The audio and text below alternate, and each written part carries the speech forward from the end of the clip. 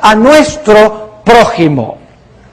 Es decir, que Dios, el principio amplio del amor, lo desmenuza en 2 principios menores y luego lo desmenuza aún más en 10 principios donde define lo que significa amar a Dios y amar al prójimo.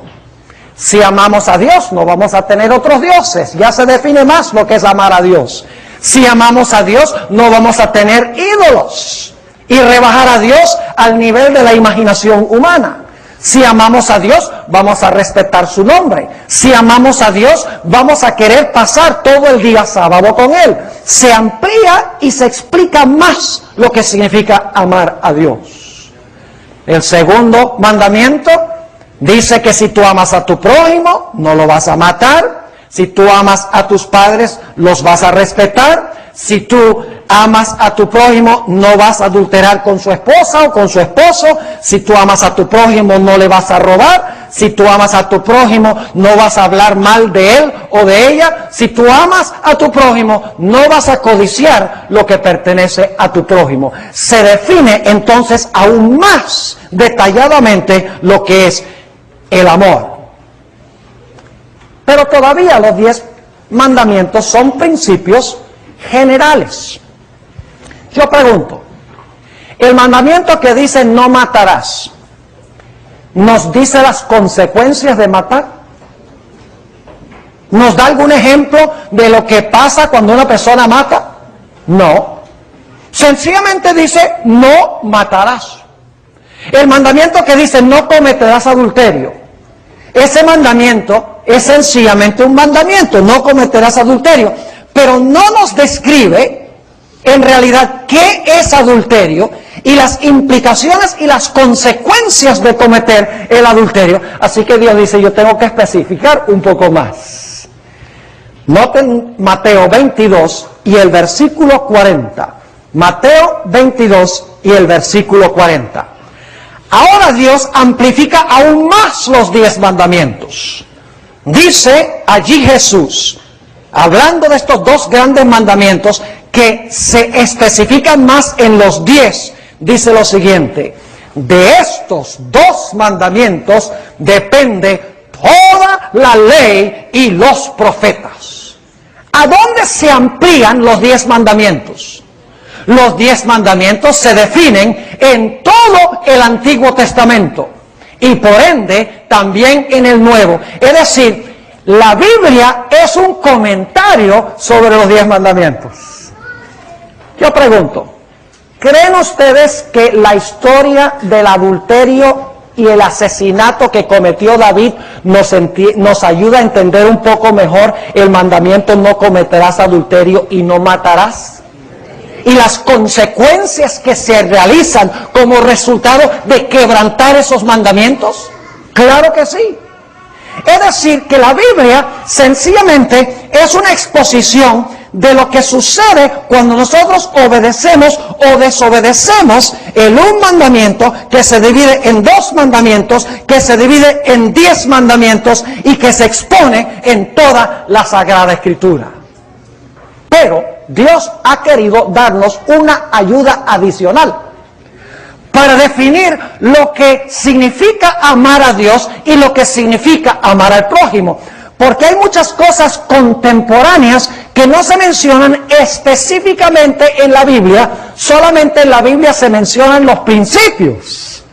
Así que Dios ha querido darnos otra fuente de revelación, no para darnos luz adicional o para darnos doctrinas adicionales, sino con el fin de desmenuzar los principios que encontramos en la Sagrada Escritura. Y ese don que Dios ha dado a la iglesia es el espíritu de profecía.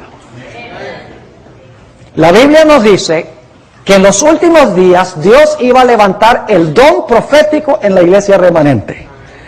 En Apocalipsis 12:17, después de los 1260 años de supremacía de la iglesia romana, nos da las características del pueblo que se iba a levantar después de 1798. Dice en Apocalipsis 12:17, entonces el dragón se llenó de ira contra la mujer y se fue a hacer guerra contra el resto de la descendencia de ella, los cuales guardan los mandamientos de Dios y tienen el testimonio de Jesucristo. El remanente tendrá el testimonio de Jesucristo, pero nos preguntamos, ¿qué es el testimonio de Jesucristo? Apocalipsis 19 y el versículo 10 tiene la respuesta a esta pregunta. Dice allí: yo me postré a sus pies para adorarle. Juan se inclina ante un ángel y él me dijo: mira, no lo hagas. Yo soy consiervo tuyo y de tus hermanos que retienen el testimonio de Jesús. Adora a Dios, porque el testimonio de Jesús es el espíritu de la profecía. ¿Qué es el testimonio de Jesucristo? ¿Qué cosa? El espíritu de profecía. Es decir, el pueblo remanente de Dios en los últimos días iba a tener el espíritu de profecía en su medio. Ahora, el resto del tema que vamos a tratar en esta noche, yo voy a mencionar algunos asuntos controversiales que se presentan en el espíritu de profecía. Algunos son más controversiales que otros. Cosas del espíritu de profecía que se están cuestionando aún en la iglesia adventista del séptimo día. Cosas que la Biblia no menciona explícitamente, pero que el espíritu de profecía menciona. Y algunos dicen, eso no está en la Biblia.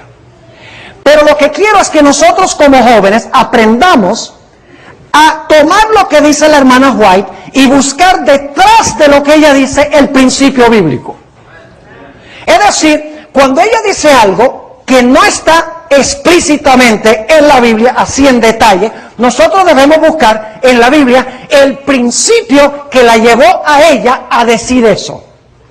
Porque el espíritu de profecía aún desmenuza más lo que significa amar a Dios, lo que significa amar a Dios y al prójimo, desmenuza más los 10 mandamientos, desmenuza aún más lo que se encuentra en la Sagrada Escritura.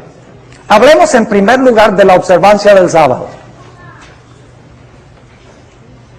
La observancia del sábado se ha vuelto muy relajada en la iglesia adventista del séptimo día. Yo quiero que noten lo que dice la hermana White en la revista Señales de los Tiempos, mayo 25, 1882. Fíjense lo que hay que hacer para prepararse para el sábado. Esto antes se hacía. Que cada familia adventista del séptimo día honre a Dios por una obediencia estricta a la ley. Se les debe enseñar a los hijos a respetar el sábado. En el día de la preparación, ahora escuchen bien, está hablando del viernes. En el día de la preparación, la ropa debe plancharse. ¿Dónde dice la Biblia, plancharás tu ropa antes del sábado? No lo dice.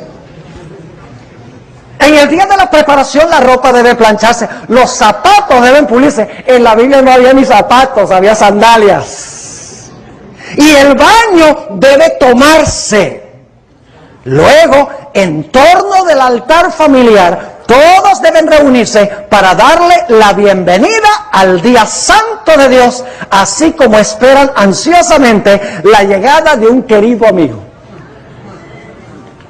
Ahora uno dice, ¿y dónde se encuentra eso de que uno tiene que tener la ropa planchada y los zapatos pulidos y todos deben reunirse para empezar el sábado? El principio se encuentra en Isaías 58, versículos 13 y 14. Isaías, el capítulo 58 y el versículo 13 y 14. Ahí está el principio que aplicamos a las cosas específicas.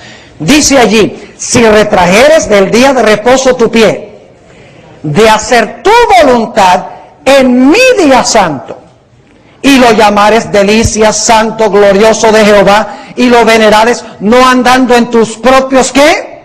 Caminos, ni buscando tu voluntad, ni hablando tus propias palabras, entonces te deleitarás en Jehová, y yo te haré subir sobre las alturas de la tierra, y te daré a comer la heredad de Jacob tu padre, porque la boca de Jehová lo ha hablado.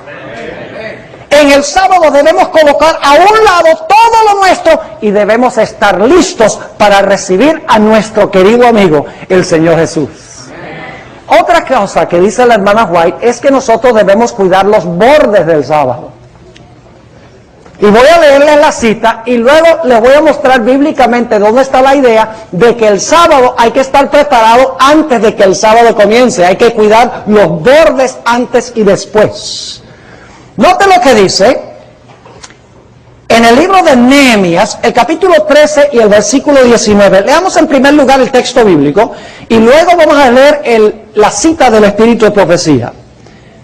Aquí está hablando de mercaderes que venían a Jerusalén después del cautiverio, que estaban vendiendo, comprando y vendiendo en las puertas de Jerusalén. Y fíjense, cuando Nehemías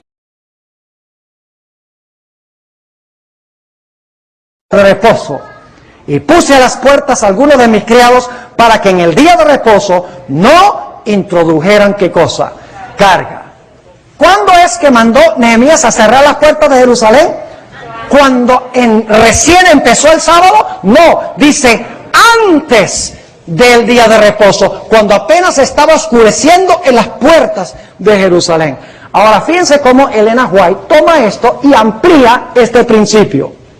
Testimonios para la Iglesia, tomo 6, página 356. Dice esto: debemos guardar celosamente los bordes del sábado. Acuérdese que cada momento está consagrado y es tiempo santo. Cuando es posible, los patrones deben darle la tarde libre a sus obreros, desde el mediodía hasta que comience el sábado.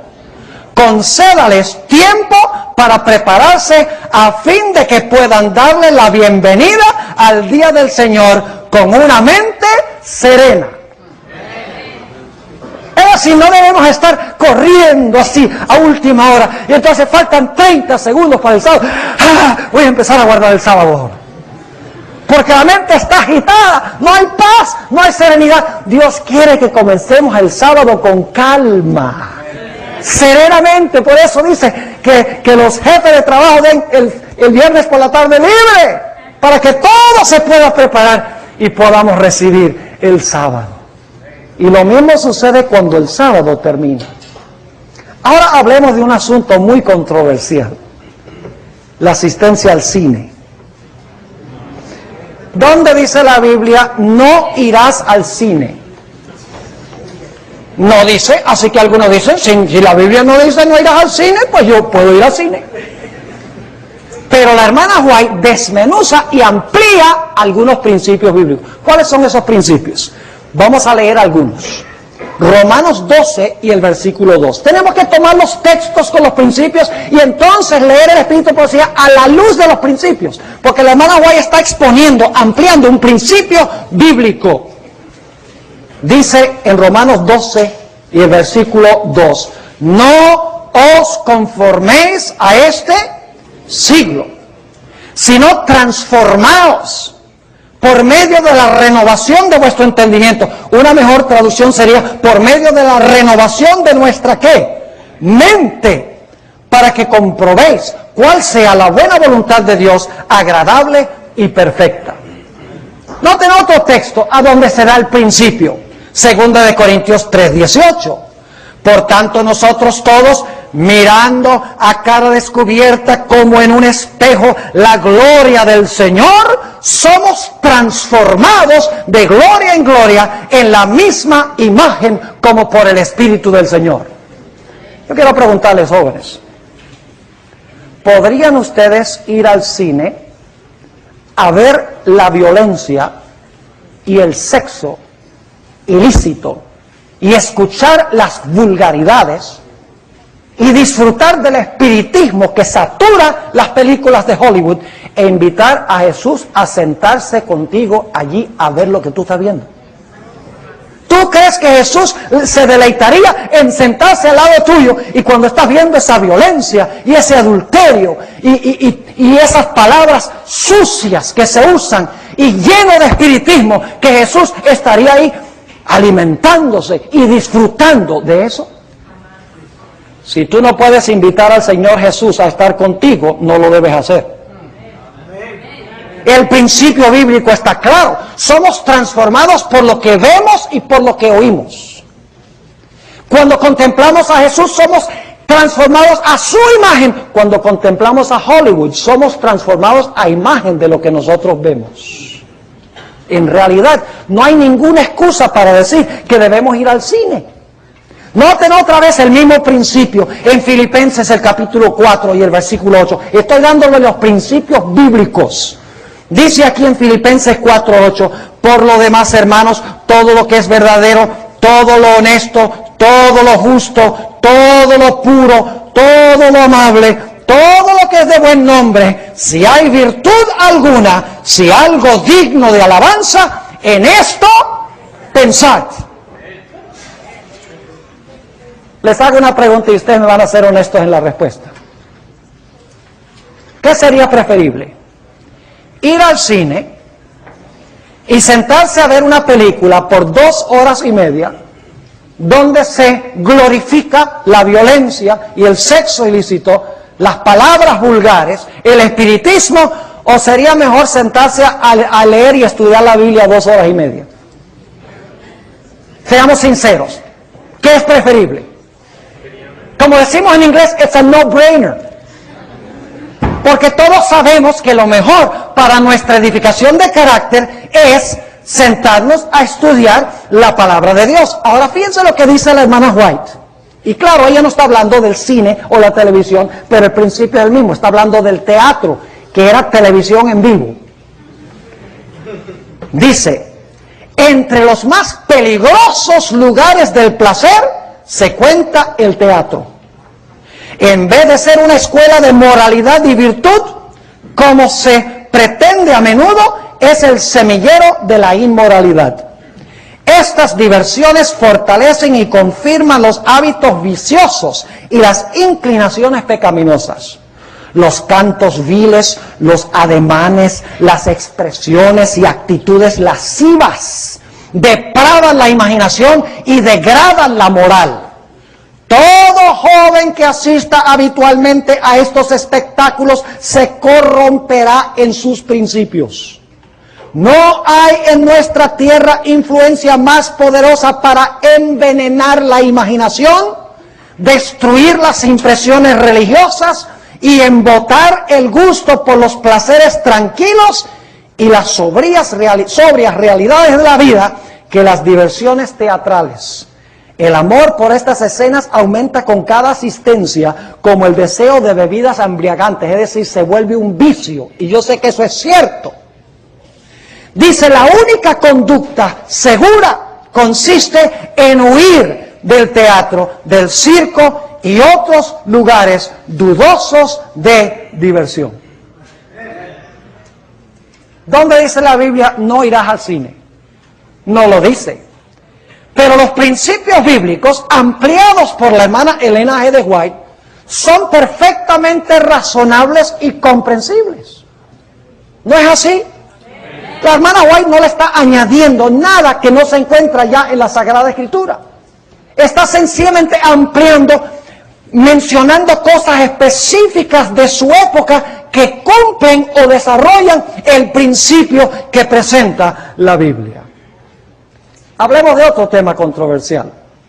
El uso de prendas o de joyas. Se ha vuelto común en la iglesia adventista ahora usar prendas y usar joyas. A pesar de que la Biblia es absolutamente clara. Noten 1 de Timoteo el capítulo 2 y el versículo 9 y 10. 1 de Timoteo 2 y el versículo 9 y 10. Y mientras ustedes están buscando eso, déjenme preguntarles algo. ¿Tiene algo que ver el hecho de que ustedes vayan a sentarse en el cine a ver violencia, sexo ilícito? ¿Tiene algo eso que ver con el amor que usted podría tener para con su prójimo? ¿Le ayuda a amar más a su prójimo? No, hace que usted sea más violento, más lascivo, que tenga menos respeto por su prójimo y que también ame menos a Dios. Es decir, amplía el principio del amor.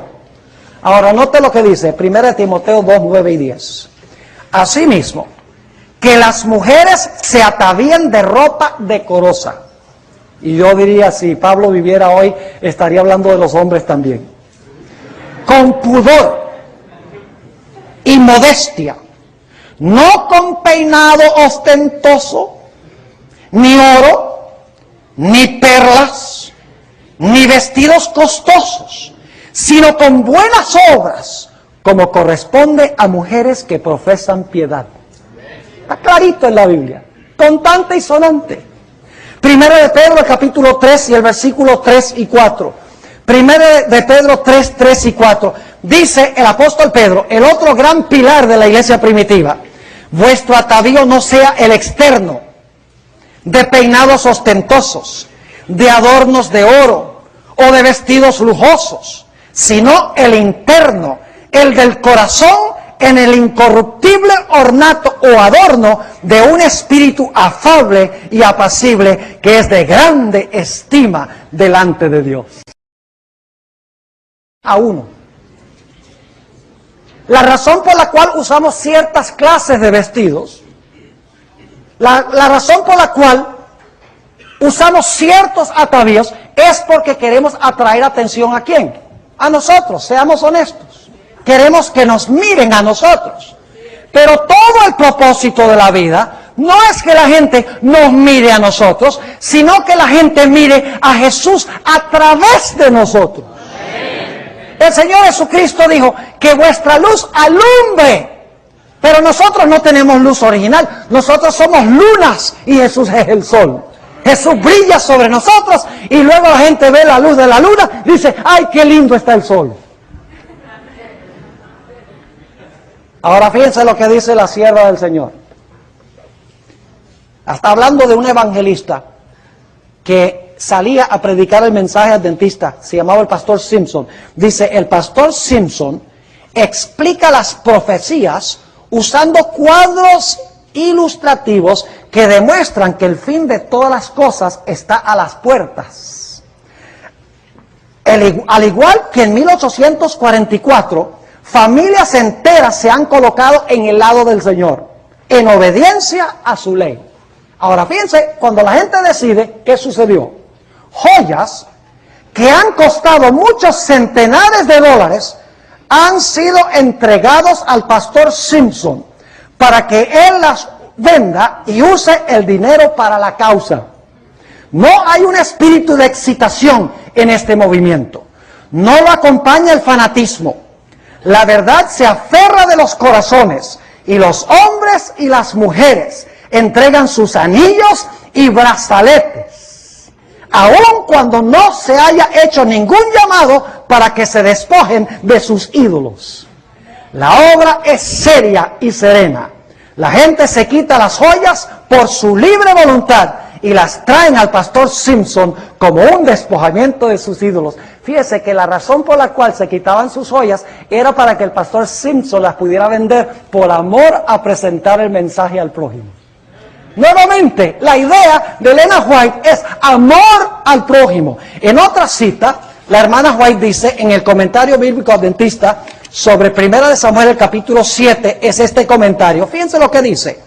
Hay muchos que tienen el corazón endurecido, de tal manera que en la prosperidad se olvidan de Dios y las necesidades de sus prójimos. Fíjense cuál es la pasión de la hermana White. Dice ella, muchos tienen el corazón tan duro que se han olvidado de Dios y las necesidades de sus prójimos. Luego dice esto: algunos cristianos profesos se adornan con joyas, encajes, atavíos costosos, mientras que los pobres del Señor sufren porque les falta lo indispensable para la vida. Hombres y mujeres que profesan haber sido redimidos por la sangre de un Salvador, malgastan los recursos que les han sido confiados para la salvación de otras almas. Y luego, a regañadientes, dan sus ofrendas como una limosna para propósitos religiosos.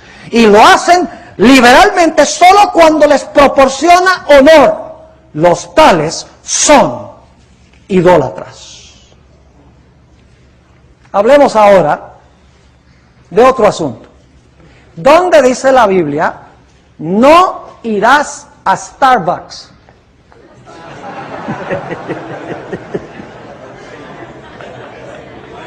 Ustedes tienen la chispa atrasada, definitivamente.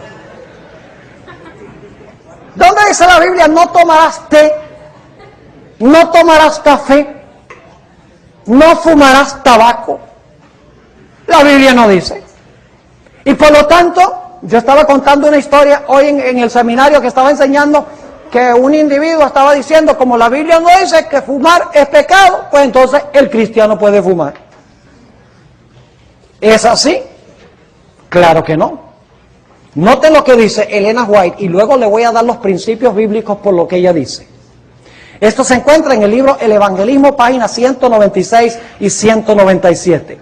Dice ella: Dios ha escrito su ley en todo nervio y músculo, en toda fibra y función del cuerpo humano. La complacencia del apetito antinatural, ya sea por el té, el café, el tabaco o el alcohol, es intemperancia y se halla en guerra contra las leyes de la vida y la salud. Usando estos artículos prohibidos, se crea una condición en el organismo que el Creador nunca propuso que hubiera. Esta complacencia en cualquiera de los miembros de la familia humana es pecado. ¡Wow! Y no estoy hablando solamente de café caliente, estoy hablando también de café frío. Como las bebidas que tienen cola. Las bebidas que terminan con la palabra cola. Y no voy a decir nombres porque no me quiero meter en agua caliente, ¿verdad? Cuando se televise este programa. Ahora yo pregunto, ¿la Biblia tiene principios claros que respaldan lo que dice el Espíritu de profecía? ¿Saben que algunos usan la excusa y dicen, oh, pero la ciencia ha descubierto que el vino es bueno para el corazón? Que el vino baja el colesterol. Pero ¿saben lo que no le dicen? Que el jugo de uva hace lo mismo. Porque el jugo de uva es un antioxidante. Es decir, el jugo de uva sin fermentar hace lo mismo. Pero lo que pasa es que quieren vender un montón de vino alcohólico, porque Welch's no le sacan nada de plata. Ustedes conocen ese texto que dice, no matarás rapidito. Matar no es sacar una pistola y matar a alguien. Si nosotros acortamos nuestra vida y nos matamos por hábitos de intemperancia, igual estamos desobedeciendo el mandamiento que dice, no matarás. Además de eso hay otros principios en la Biblia. 1 Corintios 3, 16 y 17 dice, ¿no sabéis que sois templo de Dios y que el Espíritu de Dios mora en vosotros? Si alguno destruye el templo de Dios, Dios lo destruirá a él. Porque el templo de Dios, el cual sois vosotros, santo es. Y en 1 Corintios 10:31 dice, si pues coméis o bebéis o hacéis otra cosa, hacedlo todo para la gloria de Dios. Yo pregunto, ¿la intemperancia en mi vida afecta mi capacidad de servir a otros? ¿Ustedes creen que una persona que todo el tiempo está enferma, todo el tiempo está raquítica, puede servir a Dios y a su prójimo con sus fuerzas? Claro que no. Es decir, todos estos principios tienen que ver con amar a Dios y con amar a nuestro prójimo. Ahora toquemos un punto bien controversial. El consumo de carne. Ay, ay, ay.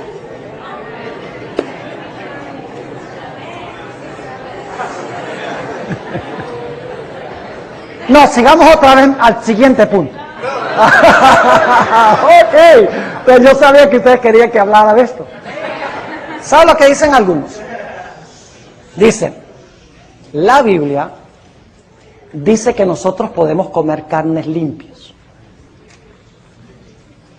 Escuchen bien el argumento, parece muy persuasivo, muy convincente. La Biblia dice que nosotros podemos comer carne de res. La Biblia dice que nosotros podemos comer pollo. La Biblia dice que podemos comer ciertas clases de pescado. Y entonces lo que dicen es, cuando la hermana White dice que debemos dejar completamente la carne, está contradiciendo la Biblia. ¿Han escuchado ese argumento? Yes. Claro que sí. ¿Cómo la hermana White dice, deje toda la carne, cuando la Biblia dice que se pueden comer ciertas clases de carne? Les doy un ejemplo.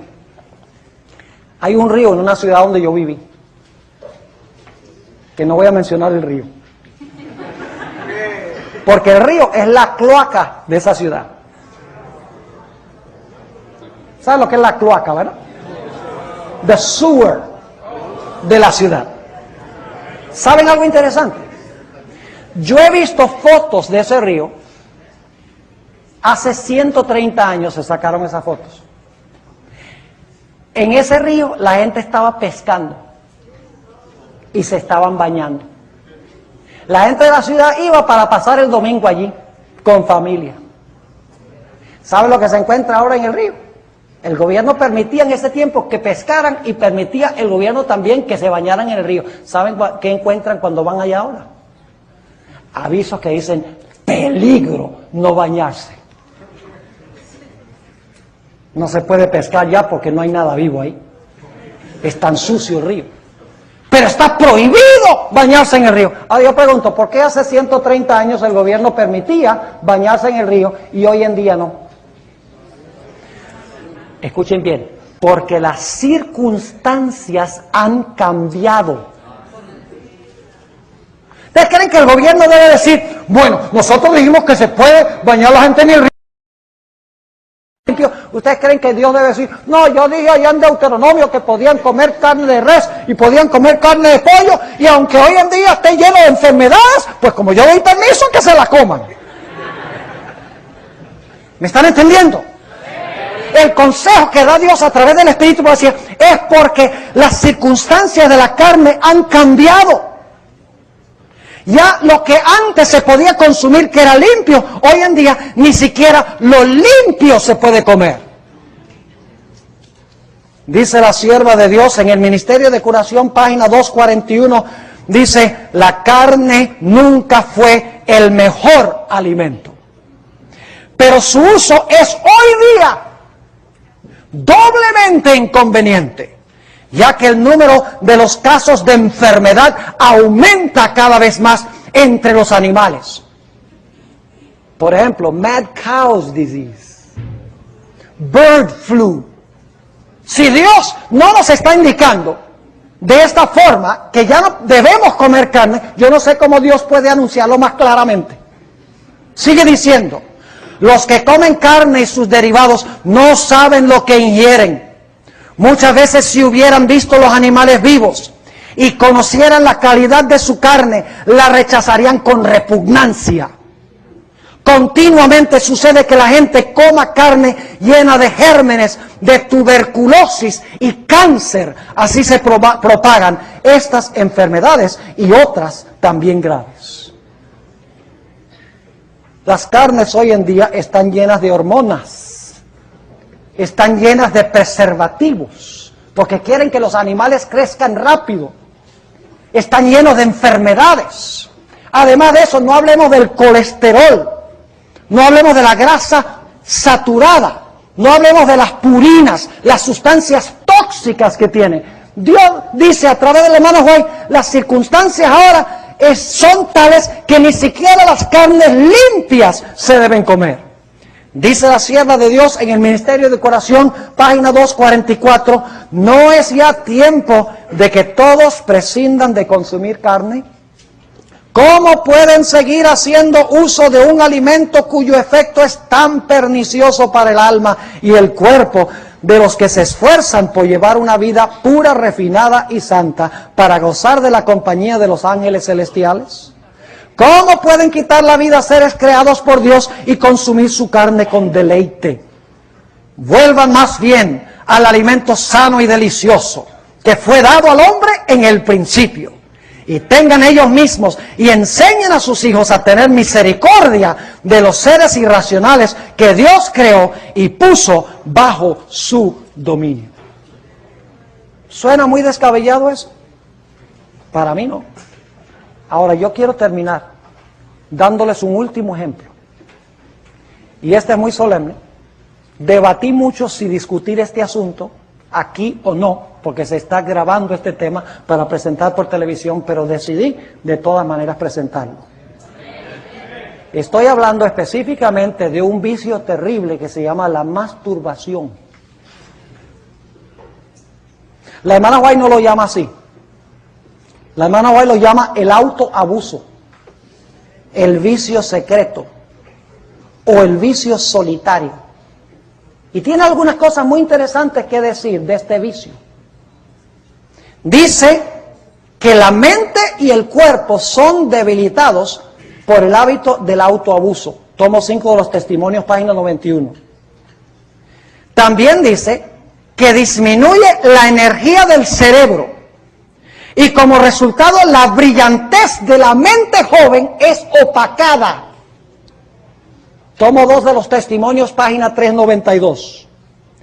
Y en una cita controversial que muchos hoy en día critican, especialmente en el internet, la hermana White dice que si la persona continúa en esta práctica viciosa, eventualmente padecerá de idiotez o demencia. Y muchos dicen, eso es descabellado, que la masturbación continuada pueda producir idiotez o demencia, que pueda afectar la mente de esa forma. Pues fíjense, nosotros los adventistas somos expertos en esperar que la ciencia médica diga que es así. A veces cuando no estamos seguros, por ejemplo, cuando la ciencia médica en los años 40, 1940, ¿sabe usted que la Sociedad Médica Americana en la década de los 40 dice no hay ninguna evidencia de que el cigarrillo produzca cáncer del pulmón? La Sociedad Médica Americana, es más, en los tiempos de la hermana White, los médicos recetaban unos buenos cigarros de tabaco para la congestión pulmonar. Y los médicos también creían que a la gente le daba fiebre porque tenía demasiada sangre, así que había que desangrarlos. A George Washington lo mataron desangrado. Pero la hermana White dijo, la sangre es muy importante, la fuerza vital del hombre. La hermana White dijo, el cigarrillo es pernicioso, es un veneno, es peligroso, es pecado participar de él. Aun cuando la Sociedad Médica Americana decía, no hay ningún problema con fumar, no hay evidencia de que produzca cáncer del pulmón. Pero entonces cuando la ciencia médica descubrió que sí produce cáncer, nosotros los adventistas decimos, nosotros siempre creímos eso. Cuando la ciencia descubre que la dieta vegetariana es la mejor, decimos, we've always believed that. Pero tenemos que esperar que la ciencia médica lo compruebe. Porque lejos esté de nosotros decir que la hermana White dice algo sin que la ciencia lo haya comprobado. Yo siempre creí lo que la hermana White dice en cuanto a este vicio secreto. Quiero leerles 2 citas de 2 médicos prominentes. Uno es de la Universidad de Oxford y el otro es de la Universidad de Harvard. Creo que son autoridades en la materia.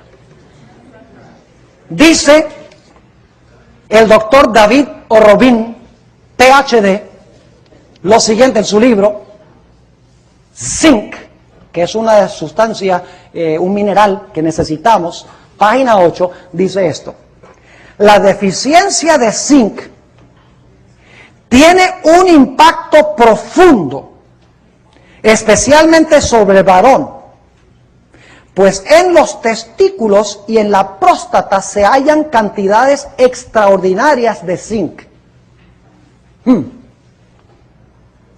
Sigue diciendo, son órganos sexuales, ¿verdad que sí? La cantidad de zinc que se halla en el semen es tal que una sola eyaculación puede eliminar todo el zinc que se absorbe de los intestinos en un día completo. Entre los seres humanos, los efectos más consistentes de una deficiencia de zinc son los cambios en el humor y en la conducta. Hay depresión, irritabilidad extrema, apatía y aún en algunas circunstancias, conducta que parece ser esquizofrenia. Aún es posible, ahora escuchen esto, aún es posible, dada la importancia del zinc para el cerebro, que los moralistas del siglo XIX tenían razón cuando afirmaron que la masturbación habitual podría causar locura. ¡Wow!